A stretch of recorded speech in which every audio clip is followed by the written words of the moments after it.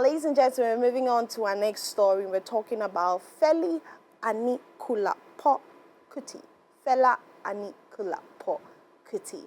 Yes, Fela Kuti has been inducted into the Rock and Roll Hall of Fame, and actually he happens to be the first Nigerian born to be inducted into the Rock of Fame. Let's get into that. Now, Afrobeat's pioneer Fela Anikulapo-Kuti has posthumously made history as the first Nigerian artist to be inducted into the Rock and Roll Hall of Fame, earning recognition in the early influence category for his groundbreaking role in shaping global music. Now, renowned for creating Afrobeat, a fusion of traditional African rhythm, jazz, funk, and highlife, Fela used his music as a powerful tool for political activism, addressing corruption, inequality, and social injustice in Nigeria and beyond. His induction into the Hall of Fame's 2026 class not only celebrates his enduring artistic legacy, but also highlights the far-reaching impact of African music on the global stage,